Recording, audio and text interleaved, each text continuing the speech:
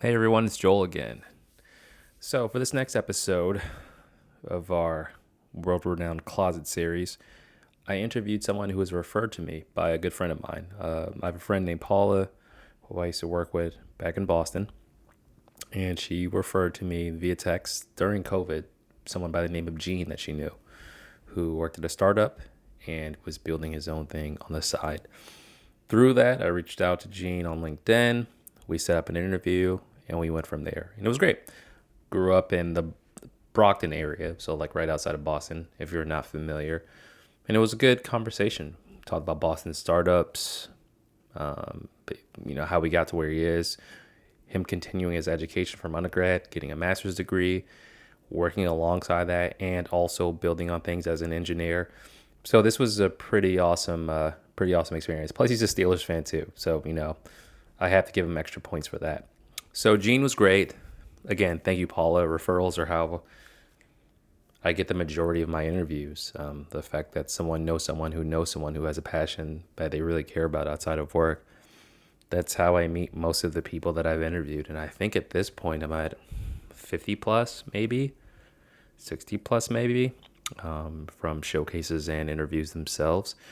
So yeah, the community just kind of built itself, which is always great. So I hope you enjoy this one. It's really cool. It's someone with an engineering background who just finds opportunities and can efficiently look at ways to build on them by looking at problems out there and finding solutions for it.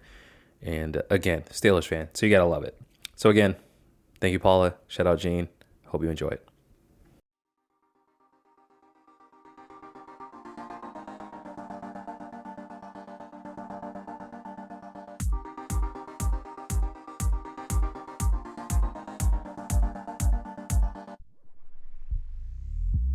I don't moonlight as a rapper. My jersey up too high in the rafters. I got a problem team, new life and a tractor. Still sipping that moonshine and a plastered. Hey everyone, welcome back to another episode of the Moonlighters Club. We're still pushing, meeting new entrepreneurs slash employees slash business owners, people who do it all.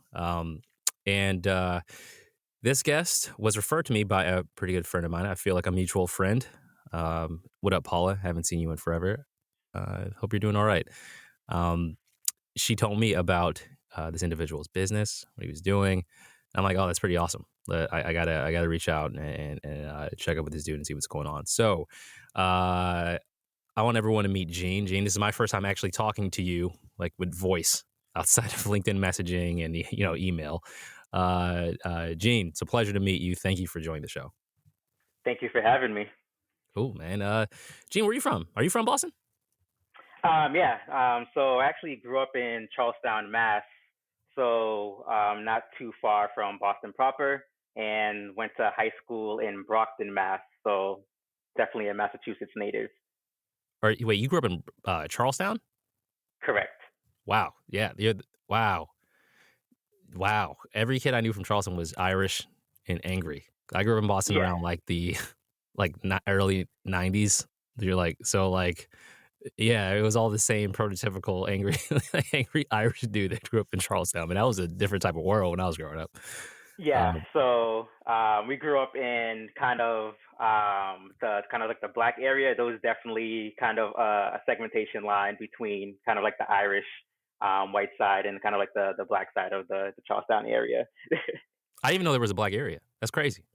Yeah. Ah, okay. So, and then when you did you go to Brockton High? I did. Class of 2009. Nice. That wouldn't be Mecca, would it? Was it just normal school, high school? Yep. So Brockton High was actually pretty large. There were Yeah. about 4,000 kids total. My graduating class was about 1,000 individuals. Why'd you decide to go to Brockton? So I actually ended up moving there. Ah. So it wasn't my personal choice. It was just family reasons. Yeah, okay. I ended up moving to Brockton. Yeah. Okay, guys, wanted to make sure I had family, and I used to live there for a bit, so I have family that went to that school, and they would just tell me about it, and I'm like, dude, that sounds awful. Like a ton of kids. They would say there's a ton of stuff to do there, like tons of activities and programs, but it's just like massive the amount of kids that go there. Yeah, it's So definitely large school. yeah, so that's cool. All right, so you get out of Brockton. Did you go to school in the Massachusetts area? Yep. So I actually went to Northeastern University. So it's not too far from the area. Like I said, just kind of been in Boston forever. Nice. Did you like Northeastern? I did. I loved it a lot. It was interesting. So it's a 5 year school. You can do it in 4 years if you want. Most people do it in five. But what you really get out of it is the entrepreneurial experience as well as internship experience. So you can go on these things called co-ops, which is basically a 6 month long internship, which allows you to just get real world experience. And so graduating, it kind of puts you um, ahead of your peers that went to other schools just because you have that experience. And generally speaking, you do 2 to 3 co-ops, so you more or less get kind of like a year of real working experience before you graduate. Got it. That sounds cool, man. I went to Suffolk, and uh, people used to clown Suffolk because I went back to school. Um, and people used to clown Suffolk as the Northeastern safety school. It's like there were so many kids who wanted to go to Northeastern, but we would hear about. I went to Suffolk specifically for entrepreneurship, and we would hear about. I think we lost a professor to you. Was it Professor Wheeler? I can't remember. Maybe in Wheeler. But they would tell us about the programs they had there. So that sounds pretty cool. Did you get a taste when you went to school? Were you looking for something entrepreneurial? What was your major? So I actually started off as a biology major. Okay. And yeah, so going into Northeastern, my aspirations was actually to go into medical school. And a lot of that was actually stemmed from my parents. So I'm come from a Haitian background. Oh yeah, you had no And choice. Haitians in yes, Boston are like, yeah, yep. you're a So it's doctor or either something. it's either doctors, nurses, or kind of law school. And so those are really kind of the career paths. Yeah. And after my first semester, it didn't go too well. Definitely was a rough introduction to college. I was like, all right, maybe I should, rethink this whole biology thing. I'm not sure if this is really cut out for me. Yeah. And the next semester, I ended up switching to computer science. I was like, hey, I'm good with technology. Let's give this a shot. I don't know what it's about, but let's try it. And ever since then, I never looked back and been in the technology field ever since. How'd your folks take the change? Um, Honestly, they didn't really understand what computer science was. So even now, like when I talk to them and tell them what I do, they're just like, "Oh, so like, what do you do day to day? Is like, those phone apps that you use? I can do that. I can basically make those type of applications. That's what my day to day kind of looks like. They're like, all right, cool, cool, cool.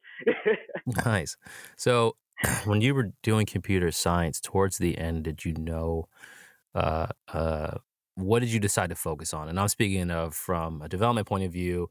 And I'll ask you actually. Let me back up. Do you have it in your mind of where you're going to go when you're majoring in computer science as far as like front end development, back end development, app engineering? Did you have an idea of what you'd want to take those skills and do? Yes, I actually had no idea where I wanted to go, and a lot of my internship experience was actually focused on the front end side of things. And Okay. so, graduating school, I kind of looked at it as, all right, wherever I can kind of get my foot in the door, let me just take it, regardless if it was a front end or a back end role. Um, Definitely, as I continued throughout my career, I definitely now tend to focus on back end specific task and technology, just because I find that problem space a lot more interesting. But I definitely consider myself to be a generalist, right? I have front end experience, back end experience, infrastructure experience. So I can kind of do it all. Nice. Okay. Cool, man. That's I'm jealous of you. Uh, the reason I started the Moonlighters Club podcast is because I was in the process of building a mobile app for fitness networking, and I would have to scale it. And I never I graduated high school a while ago. I mean, college, high school a while ago. So like '01 is when I got out of high school. So you think about from then until when I went back to school, mid 2000s, like 2010 ish through 2013, everything had changed drastically. So by that time, I'm trying to launch this mobile app. Like just what I knew about technology was nothing like what I had known 10 years prior. But just trying to work with developers when you don't code, like I did a little SQL or stuff like that, it's a pain. So anyone Yep. who I would meet that codes, I'm just like, God, I hate you. Like this is all I needed for this specific one product is just coding, and when you don't have it, it's basically like building a house without carpenters, man. It's a whole nother thing. So kudos to you, man. It's always cool to talk to computer science managers or people who do any kind of coding or development because it's so rare to. So you get out of college, what was what's that job search like? In my mind, it's I always feel like certain majors have like their pick of the litter when it comes to jobs and the job market. But what is the development job market like when you're fresh out? Yep. So the opportunities, there's obviously a lot of them, and you hear about it now, right? There's a lot of programming jobs out there, but the opportunities are definitely out there. The difficult part about them is honestly those technical interviews.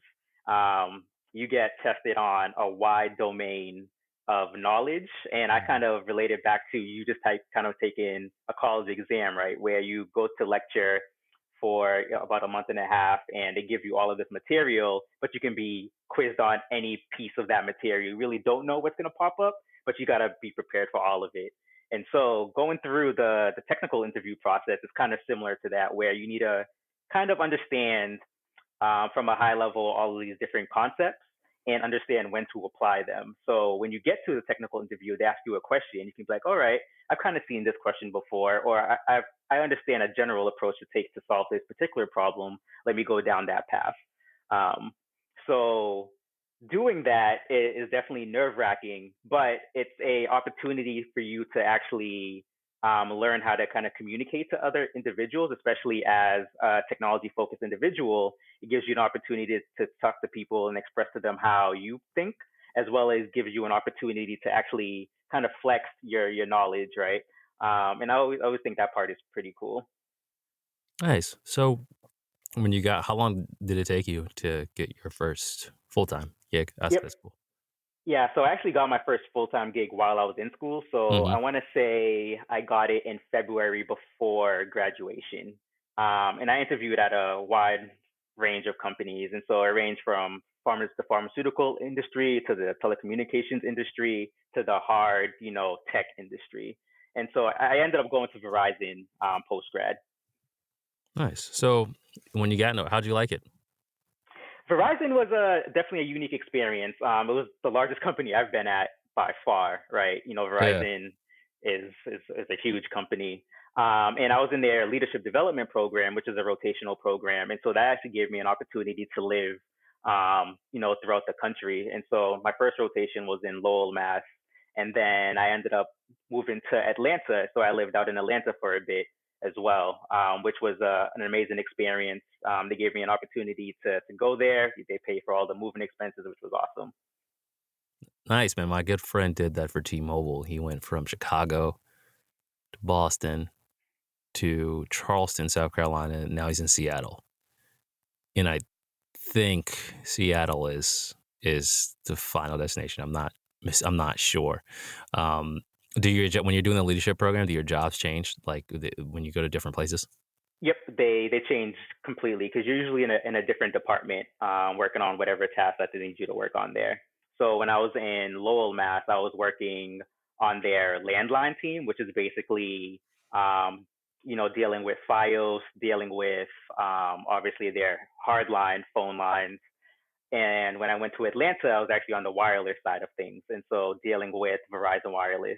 And so internally, they kind of treat those two products as separate entities, while externally, right, it's kind of all kind of branded the same. How was moving around? Did you like it? Did it get old? I did enjoy moving around, particularly because I lived in Massachusetts my entire life, so I wanted to see what else is out there, and definitely pinmark some areas I want to live in when I get older as well. Atlanta, I loved it. I definitely want to go back there. Really? Everybody there is super friendly. Yeah, yeah. I have a love hate relationship with Atlanta. There's a lot to do there. It's cheap, good food. It's just, man, those highways are just, Lots of highways. oh my god, it's something else, man. It's something else. So that's cool. That's cool that you got to travel. So, um, you're in this workspace. What when you were working here, was entrepreneurship in the back of your head? Was it in your head at all? Or you just kind of just focused on building your skill set? It actually was not in my mind at all. And that is actually one of the areas that I wish I got exposed to a lot earlier. I want to say I started to become more akin to it when I started watching shows like Shark Tank, right, where I Mm, see all these entrepreneurs kind of going on there and putting themselves out there with whatever venture that they're working on, and I saw that kind of as a cool opportunity. And even when I was working at these organizations, I kind of always took the roles that allowed me to kind of develop products. Even when I was at Verizon, we had internal competitions where you get to kind of pitch a new product. And I've actually won those competitions based off of my product ideas. And so that is when I first was like, all right, maybe I do have kind of really good ideas. Is this something that I can potentially do later? And that's what actually led me to startups.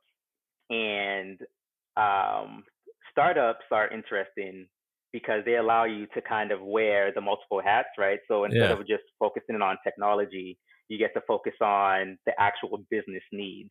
And so when you're building a product, you get to vet it, meaning, all right, you want us to build X, Y, and Z, but will individuals actually use this? How do we actually get more people to use it? What is their pain points? How do we solve those pain points? And you get to now start to think from a consumer side and see how you would interact with the product and make decisions and enhancements based off of those intuitions. So, how long were you at Verizon? So I was at Verizon for about 2 years. 2 years. Okay. Yes, And then you left there to go to a startup? correct. So I left there to go to a startup called Media Silo, actually back in the Boston area.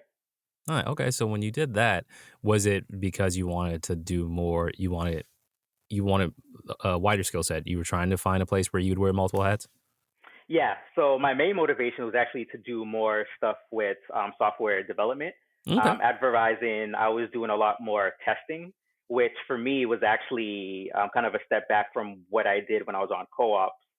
So when I was on co-op, I did a lot of hard engineering, meaning that I've actually developed a lot of features, worked on front end applications, etc. And when I went to Verizon, I was actually kind of removed from that realm and just doing a lot of just internal testing. And so I knew that I was capable of doing those types of tasks, but I was just wasn't being presented that opportunity. And so I went somewhere where I could get that opportunity. Nice. So you're coming from big mighty Verizon, and how many employees are at the company you went to? When I joined, it was about 20 people, and I was the sixth engineer. What was that? Well, now what is that like coming from a massive company to a tiny company? um, a different set of resources. So that's the first thing that you will notice, right? At Verizon, I was basically just taking flights to headquarters, which was in New Jersey, no problem. Now going to a 20-person company, right, where they're more worried about how much money you're spending. So you can't just go out and do things frivolously, right? So if you were to kind of do any type of travel, right, they're going to try to send you to that destination as cheap as possible. Yeah. Whereas like when I was at Verizon, right, it didn't really matter how you got there, right? They just wanted you to get there. So that was the first shock, as well as just going from like a 60,000 person company to 20 people. Right now, you actually know everybody's names, and so that was actually a very cool aspect of going to a smaller company. Did you like it better being able to be personable? Oh yeah, I found it super super personable. A lot of the people that I used to work with, I'm actually still in contact today, and that's just used to like kind of grow in my network, as well as there was just honestly just good individuals, and so it's great chatting with them even now. Awesome. Well, shout out to that company. And did you ever experience in just a startup, typical startup burnout, especially coming from a place where there's so many let me ask you, did you feel burnout at either company? And if so, was it the bigger company where there's, I guess more at stake, or is it the smaller company where you're wearing more hats? Oh, burnout at startups is real. Just because the lack of resources, right? So generally speaking, when you join a startup, like I said before, you're going to wear multiple hats. Since you're wearing multiple hats, when something breaks, guess what? Now you are the expert in that area, and they kind of lean on you to kind of resolve whatever that particular problem is. So you know, there were multiple instances where our databases went down, and I was a domain expert in that particular database. So I had to stay there, until like, let's say 1 or 2 a.m., kind of bringing that data back up. Um, so you have that level of responsibility. to ensure that the business succeeds, right? If I was like, you know what, I just want to kind of go back home, I'm not going to deal with this. All right, that's totally fine. But guess what? The business is probably not going to be there tomorrow because of that decision. So it's just like a lot of those types of um, issues kind of pop up, and which leads to you being burnt out eventually. Yeah, so I can already hear you getting that experience for your own venture doing this stuff right here. Like I can already see all of that factoring in immediately. Exactly. So how long were you there? So I was at that company actually for about 4 years. So we went through actually a rebranding. So we went from Media Silo, they're now known as Shift. And we went through mergers and acquisitions. And so I kind of got to see the entire life cycle of a startup, right? Which Wow. was awesome. Yeah. So wow. In that process, did you just add a ton of employees? Was it the type of merger where like you had to adopt another company's layout and Yeah. structure and all So that? so the merger, it was another company out in the LA area. When we merged with them, they were actually a pretty small company as well. And when we merged, I think we ended up growing to about 60-ish people. So at our largest point, the company was at 60 people, still nowhere in comparison to what Verizon was.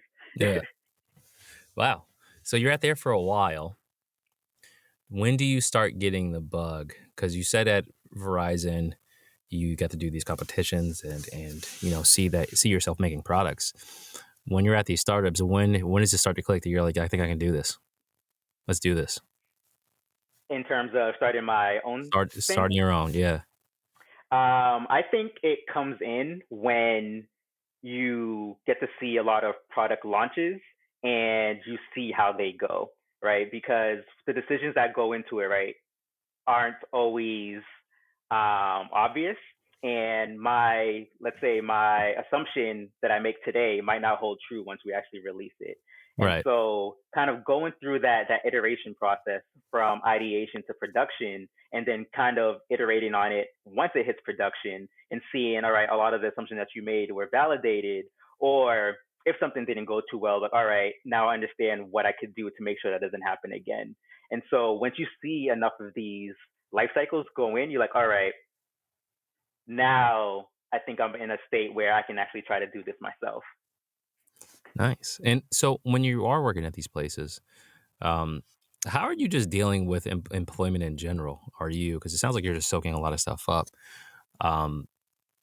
What around this time, after working at a really big company and a small company, what are your thoughts about working in general? Are you at the point where, did you ever get thinkings of entrepreneurship just because you just felt you'd be in a better spot if you were doing things on your own? Did it being an employee ever kind of just drag you down, or having to deal with certain, maybe in a larger space, corporate things, or in a smaller startup space, just the fluidity of things? How did you just deal with that in general? Yeah, so I think no matter where you are, there's always going to kind of be politics in the workplace, and especially as being an individual contributor, right? A lot of the times you don't really get to make a lot of those top down decisions, and it gets to a point where enough of those decisions are made, and you're just like, all right, I don't know if this is something that you really can continue long term, and that's something that I actually discovered when I was at Shift, where I was like, all right, I actually think I might be the happiest if I'm working on my own, or working on a product that I actually launch, because I have that much level of attachment to it, Yeah. and it motivates me to make sure that thing succeeds even more. Because after a certain point where you work on all of these different features and different product launches, you start to get that bug, and that bug is that you want to make something from scratch that you kind of conceived and led to a successful launch or a successful business down the road. So did you start working on, and let's talk about it. It is Turnaction is the name of Gene's venture that we're going to be getting deep into. Did you start formulating that at Shift, or like after you left Shift? This happened after I left Shift. Interestingly enough, Turnaction was not my first venture that I tried working Oh, on. let's backtrack. Yeah, what was? Yeah, let's go to your first one. What was that? So my first I guess, step into this area was actually one of my buddies' ventures. There were some kids we went to school with, and everybody's always looking for software engineers, right, to Yeah. work on their projects. And so we were at an event, and they came up to me like, "Oh, Gene, you're an engineer, right?" I was just like, "Yeah, well, what's going on?" Like, "Oh, we're working on this application, and we're looking for more engineers. Would you be interested in doing that?" I was like, "Hey, why not? I'll get paid on the side." I'm like, I'll definitely do that." And that was actually in the travel space. And so we wanted to make it easier to plan group trips. And Mm-hmm. so I'm not sure if you've had this experience, but a lot of individuals do, where you try to plan a trip and there's always one person kind of coordinating the tickets, the hotels, the flights, all the activities being done, etc. So we wanted to simplify that process to go from, using Excel sheets or Google Docs to basically just doing it on the online platform. And we actually ended up launching the product. However, in the travel space, there's just a lot of competition. So unfortunately, that didn't, pan out too well. Especially in Boston, there's so many companies that that that I heard about in the travel space that I've seen. It's massive, massive. Yep, yep. So, how long were you working on that?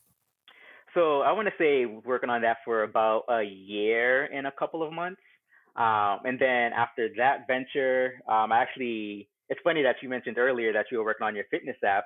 I actually tried to do something in that space as well, where this one was actually my own product idea, where I wanted to make it easier to find workout buddies. And so I go to the gym, That was and literally my whenever, idea.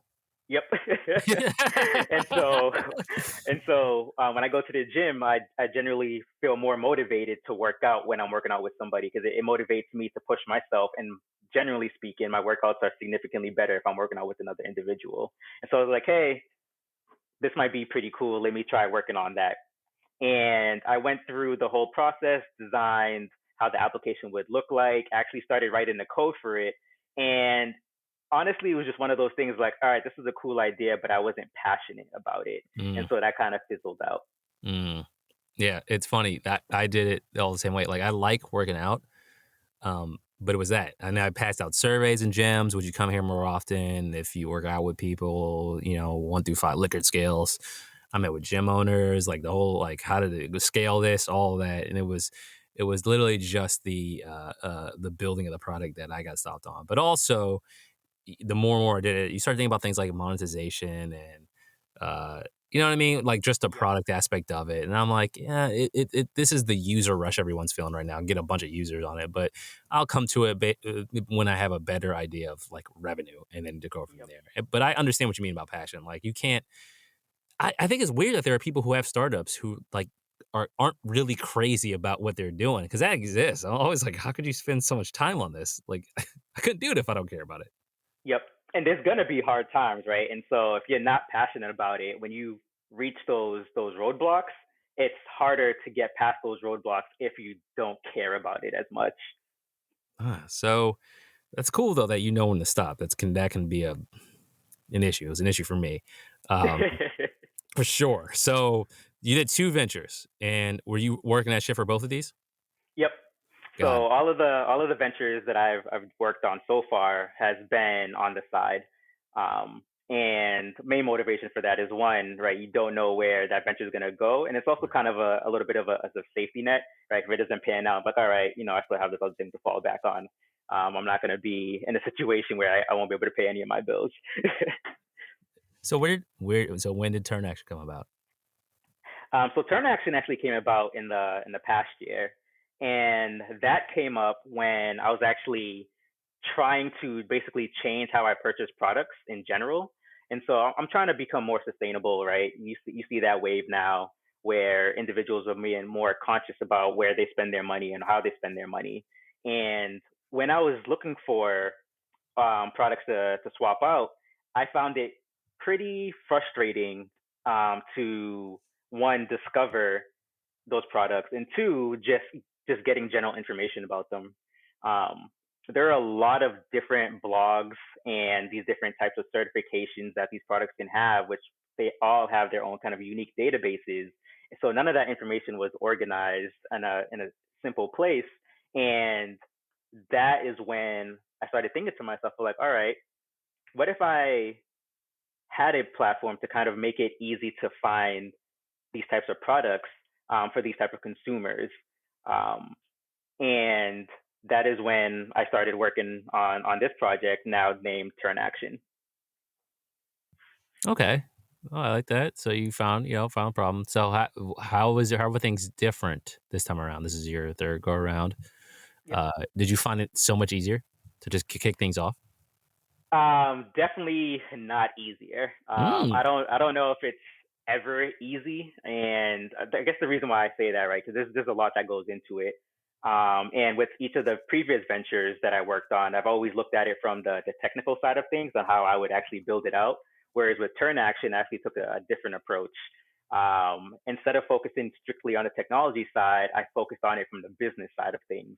So I did a lot more market research to see if there would be people in the market that would actually use this product, how big that market is, how it would actually generate revenue, right? Because the ultimate goal is you want this thing to be self-sustainable. You don't want to have to continue pouring money into it Right. when it's not generating any type of revenue. And also looking at it from the marketing side, I'm like, all right, now if I was to launch it, how would I market it to individuals? How does that terminology look? How would I do advertisement? So basically doing the full business side of things instead of strictly just the technology side. Okay. Nice. You sounded like the weathered, experienced shark out here, man. You're ready to go get it. Um, this just came in the past year. How has it been, especially with COVID happening? How was it harder or easier to do things like organize your time, be productive? Yeah, so COVID definitely added an interesting spin to it. And the spin that it added was that it's harder to meet people face to face because Mm. prior to this, right, you would probably just go to like, some type of store or I'm actually doing my master's right now. And so I'll just go on campus and just meet people and just kind of talk to them. With COVID, right, it kind of eliminated that aspect to it. And so it really forced me to kind of rely on social media.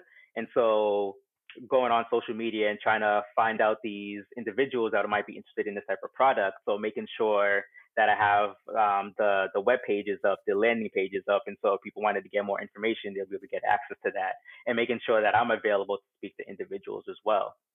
So COVID kind of forced me to kind of think about it in that aspect a little bit earlier than I would initially would do in the past, right? Because you still want to validate your idea, and so in order for me to do that, the voice the way I saw it to be more effective was to kind of go out on these platforms and kind of start talking to individuals through there. Wow. So you're yeah, that's right, Paul. You're getting your master's too. What are you getting your master's in? I'm actually doing it in computer science with a concentration in data science. So turn action is one thing. Yep. Master's is another thing, Yep. and you're working. Yes. Are you sleeping? I am sleeping. Don't sleep a lot, but I do sleep. Okay. Um, so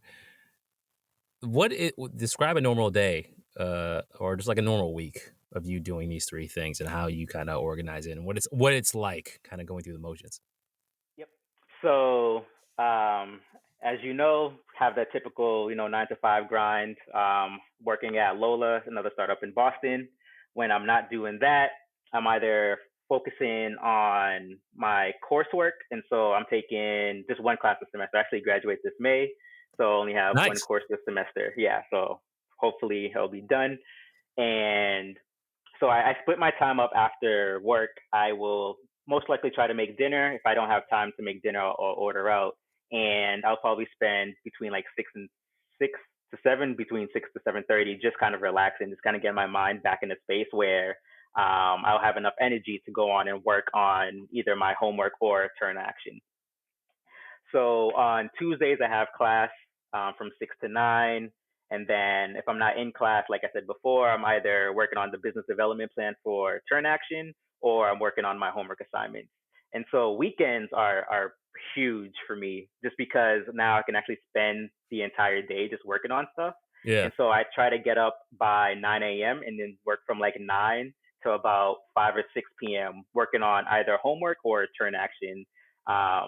And doing those things throughout the day allows me to now kind of be able to relax during the night or have some semblance of, normal life. So are you doing, is Turnaction just you now? Yeah, so Turnaction is just me currently. And I'm actually working with Northeastern. There's a student accelerator called IDEA, which works with individuals trying to launch their own ventures. And so they have a kind of a framework in place where they allow you to one, meet with mentors, give you feedback on all of your business plans, gives you opportunities to improve your business plans and develop whatever you're working on to a full-fledged business. That's awesome. That's awesome. And that's been really helpful. Oh, that's been tremendous. Especially, like I said, a lot of my background is in the technology space, and changing my mindset to cater it to be more business focused, especially building this project out. IDEA has given me the opportunity to, one, validate a lot of the things that I'm working on, as well as giving me feedback in terms of how to go about making my next move. And so, using a lot of that experience that I get and a lot of the notes that I get from those conversations allows me to now apply it to this business and continue growing it from there. Nice. Okay, good. Do you spend most of your time working on the product? You said you do business development. Is that where you spend the majority of the time now? Yeah, so currently, right now, I'm actually doing a bunch of product interviews with different consumers and potential businesses that I would have on the platform itself. So just basically going through those interviews right now to kind of build up more of a use case to go through the different idea stages. Just because each stage they have you do specific things to make sure that, one, you're actually addressing the need. So outside of the individual market research, they now actually want you to have face-to-face conversations with consumers and or businesses, depending on what your venture is. In our case, currently, right, all these face-to-face conversations are just Zoom meetings. How are you dealing with that? The Zoom? Because I don't know if Paul told you, I like to run my mouth. I'm gonna get them and go talk, use my hands. I like to be out in public. Like I can do this and network through online. It's just this is not my strong spot. I hate it. How's that been going for you in terms of networking, just getting questions answered and meeting people?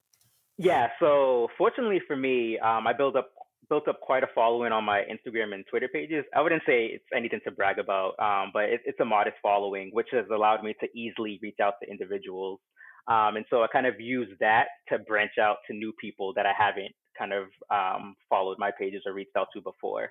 And so by doing that, it allows me to meet new consumers or potential businesses that would want to be on the platform itself. What do you enjoy doing the most? Product work, people work, networking, strategy. What do you really like doing about it? I personally love doing the technology side of things. That is my wheelhouse. And I find that there's just so many opportunities for innovation in this particular area.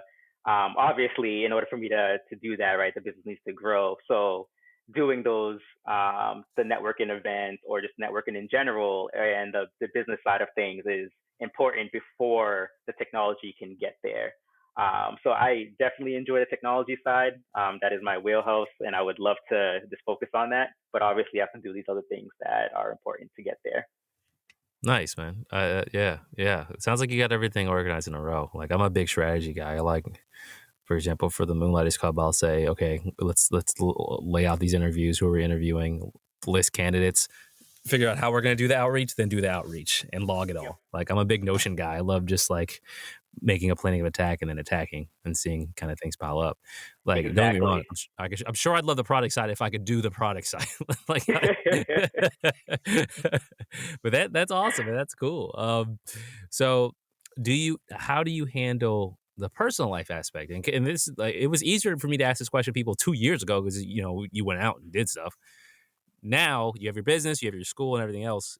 With COVID on top of that, how do you handle any personal time, friends, movies, casual life? How's that going?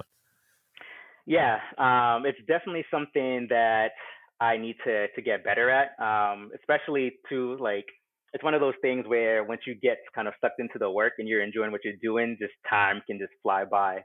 And obviously, doing that for a sustained period of time, it can obviously have its impacts on you. So, a thing that I love to do, I actually love going to the gym, and so just making sure that I carve out at least like an hour and a half a day, to get in there. Even if I can't stay there for the full hour, get at least like a 30-minute workout at the very least to kind of keep my physical fitness on point. And when I'm not doing that, catching any of the sports games that are on TV. So I'm a bigger like football fan. Obviously, football season's over now. So a thing that I like to kind of keep track of is the NFL draft, which is coming up. I think they have the combine coming up in a couple of weeks. Yes, they And so do. just kind of Yes, they do. I'm a big football guy myself. I'm pumped. yeah, so just kind of keeping up with some of those things, and also listening to like podcasts, right? So anything that can help, kind of keep my mind, um, keep my mind fresh, as well as just hearing other perspectives, or keeping up with what's going on in the world, right? That's where I get a lot of my information from, is when I'm listening to kind of the podcast, because I don't really have a lot of time to be just like on Twitter or Facebook catching up with people here or there. Aside, if you aren't like my close friend and not reaching out to me directly, like going on those platforms, I'm not on there all the time unless it's for like Turnaction. And it sucks. Let's just be honest. Social media with purpose sucks. I've had to cancel so many chat groups because I'm like, dude, there's like 30 of these. Half of these you people interlap, like friends interlap between certain groups. And second, and like also it's just time consuming. I'm like, what are we doing? Like, I decided to cut down like half of them. Or I'm just like, look, I'll talk to the people I really like to talk to. Other than that, this just kills time. And then when you're trying to build something online, as you know, Twitter to me is the one I want to learn because it makes me angry that I'm not good at it. But it's totally different when you're trying to get followers for these things. Oh my god, like it's a science. I salute people with huge followings. I don't Yep. even just it's a real thing. It's real work. So It is. It is. It's a whole science, like you just said, right? yeah, it really is. How do you feel about sales? How do I feel about what? Sales. Sales. It's definitely not my strong suit. And so one of the things I kind of pride myself on is obviously knowing the things that I'm good at and knowing the things that I'm not good at. And so the things that I'm not good at, just going out and getting individuals who are good at those things to do it. And sales is definitely in one of those domains. Cool. So yeah, I hope you get. Yeah, I'm forcing myself to get better. I agree. I used to do door-to-door sales, but I since then most of my roles haven't been too heavy, and I just got a role in a startup where it's like they're from the UK, the company itself.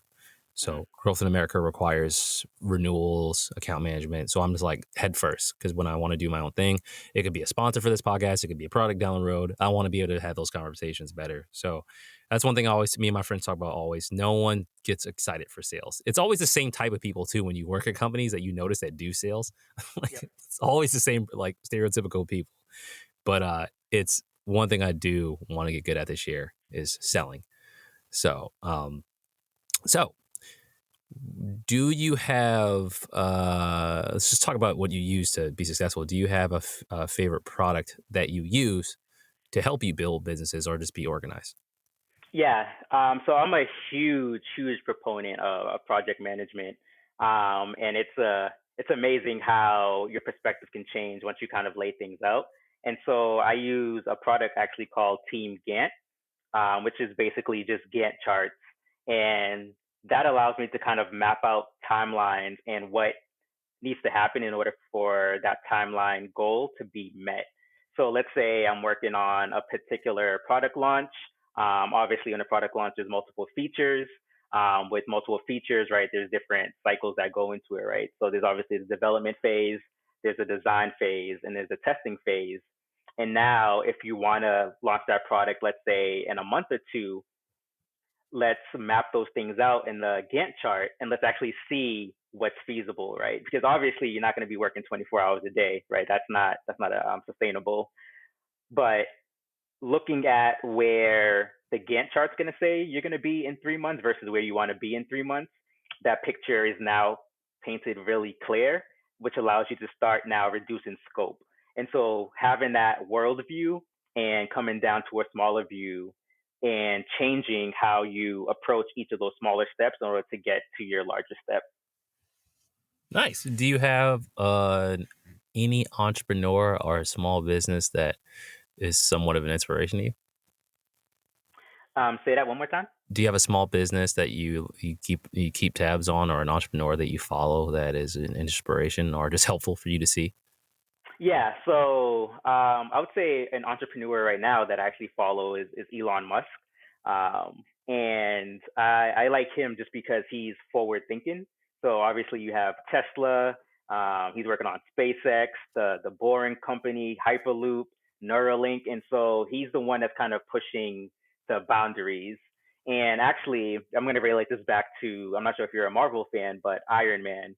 Iron Man was one of my favorite Avenger characters, and strictly because he uses his engineering skills to actually build the suit and uses that to obviously fight the bad guys. And so I kind of see Elon Musk as like the real world Iron Man, and that's because he's just so forward thinking, and he's just using these different technologies to kind of push us into a forward thinking domain. And so that is one of the entrepreneurs that I like to follow the most. And then in terms of go ahead. favorite small business, yeah, I'd actually say this is actually going back to a brand called Scotch Porter, which is a hair and beard care product company. And so one of the things that I'm trying to get better at is actually taking care of my beard. And I've actually invested a lot of time in terms of like maintaining my hair because I actually wanted to grow like an afro. And when I was first doing it, I was not taking care of my hair correctly, and there's a whole science behind that as well. But that comes down to just me kind of feeling good about myself, and so I'm not sure if you ever heard this quote by Deion Sanders, but he says, "If you look good, you feel good. You If play you feel good, good, baby. you play good. Yep. Yeah. You play good, they pay you good. If you pay good, you live good." So I like that. Can I get that business name again? Scotch Porter. Scotch Porter. Ah, okay, yeah, okay, yep, okay, I know them. Okay, cool, that's cool, man. I like. Also, they're black owned too, so I like that. Nice. Okay, first of all, I like the Elon Musk, Tony Stark's comparison. I think that's very apropos. I like when I'm mad. I have love-hate with Elon Musk. I always respect in intelligence and execution. I love seeing those two things go to work because it seems like he's just consistently doing things. Because he's curiosity. I also compared him to Lex Luthor. I'm like, if this dude turns out to be evil, we're all screwed. Like, if this dude's building rockets and he turns out he can literally just take over the world, bro. Like, it's got everything. But that's I like that. Pretty cool. I'm an X-Men guy myself. I wasn't too crazy about the Avenger movies. I love the Iron Man movies. The first one was a classic, and Black Panther was great. But I loved Logan. I think Logan's one of my favorite, if not favorite, comic book hero movies of all time. The movie was crazy. Yeah, it was. It was sad to see him go. So no, it was. He played it off. Nuts. So that's cool. So for Turnaction, what is what is your goal for Turnaction? And also, do you have a professional goal in mind on where you'd want to be, especially with you get a master's? So like, what is your one side professional goal or a place you'd like to see yourself in a few years? Yep. And then same for Turnaction. Yep. So for Turnaction, a goal that I have actually by 2021, right, is actually fully launching the product, as well as starting to get to the point where I can start thinking about revenue. So before, obviously, I start thinking about revenue, I want to launch it and have businesses signed up on there. And so my goal is to actually have at least 10 to 20 businesses by the time that I launch, and start getting word of mouth feedback to get more businesses onto the platform, as well as have users on there. So I would like to see at least 100 users using the platform consistently, and then kind of growing from there. And so obviously starting off with baby steps and growing the business from there. For professional goals, I consider myself kind of a lifelong learner. And so I love learning. I love learning new things. and just to kind of continue that that um, that point. And I'm doing that right now, obviously completing my master's, but continuing to kind of push the envelope, learn new technologies, as well as getting to the point where I can kind of be a technology leader in the space. And so I would love to see myself, continue to put myself out there and starting to become more entwined in the conversation, as well as bring up other Black technologists, especially like I mentioned before, like I was unaware that technology existed until I got into college, right? So just Hmm. basically getting other individuals to kind of start thinking about the space. And I do this with my nephew all the time. Whenever I'm buying him birthday gifts, it's always coding stuff. Nice. So, Yeah. Good. I appreciate that, man. So let me one last question. What, or not even a question, just what advice give any advice to someone who's in the position you were right before they're about to start a business and they happen to have a full-time job right now. What advice could you give them just to kind of let them know what they should be prepared for? yep. So the things that you should obviously be aware about is, one, whatever you're working on, hopefully you're passionate about it, right? There's gonna be good times, there's gonna be hard times, but don't stop at those hard times. Just continue pushing right through it. Things always get better. Just gotta continue going through and grinding it out.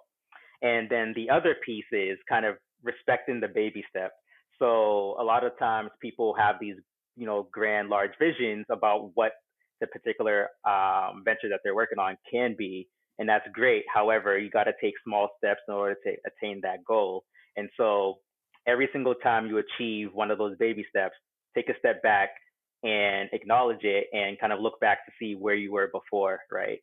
That puts things into perspective, and that shows how much growth that you've actually achieved during that time frame. Very poignant. I appreciate that. So at this point, I'd like you to let us know where we can find you, how people can support, or feel free to promote anything that you'd like to promote right now. Yeah, definitely. So definitely check out the Turnaction webpage. And so that is turnaction.io. Sign up for the waitlist, give the Instagram or Twitter page a follow. If you're interested in partnering with me on the venture, definitely feel free to email me. You can email me at gene@turnaction.io. If you don't want to email me, feel free to reach out to me on LinkedIn. And yeah, I'm looking for people to help me out with this venture. I know I can't do it by myself. I'm going to need a team, so I'm definitely willing to work with y'all. Definitely, man. And I definitely know there's a way we can help. I mean, the last couple interview nothing but people who are looking for entrepreneurial pursuits. So yeah, anyone from business owners to potential entrepreneurs, if I find anyone, I'm going to push them your way. We need Black Elon Musk, Gene. We need you to save us. So I'll do whatever I can to get Appreciate you it. to where you need to go. I appreciate it. I respect the hustle. Respect it. So thanks, man. I appreciate that. I see big things ahead for you. I'm excited to hear about the progress you're making. I'm excited for the launch. I think I'm on the waiting list. I'll make sure. I'll sign up again just to No, make sure. you are. I checked. Okay, good. good. I'm pumped, man. I'm really pumped. And congratulations on the graduation coming your way for that master's. Thank you. Awesome accomplishment, man.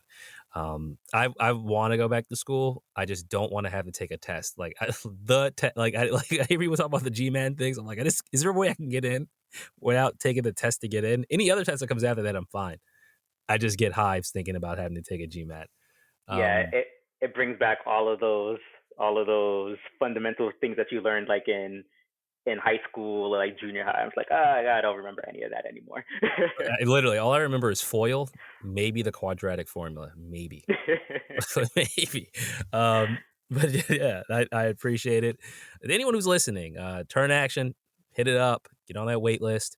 The Moonlighters Club, our website, moonlightersclub.com. Not only will we have episodes there, we already do, we have footage from the live shows we've done, but we'll make sure that we put Gene and every other person's info up that we've interviewed, that they have a profile that you can find, you know where to follow them and support them, all of that there. If you enjoy this episode, please review it, tell a friend about it. If you are or know someone who is a Moonlighter themselves, former, present, or future, tell them to hit us up. We'd love to hear their story and talk to them. Yeah. So again, Gene, thank you. I hope you're well, healthy. We're almost out the house, man. We're almost there. Almost. Waiting for it. Exactly. Everyone else, I hope you enjoy the rest of your day. Thank you again, and we'll see you next time.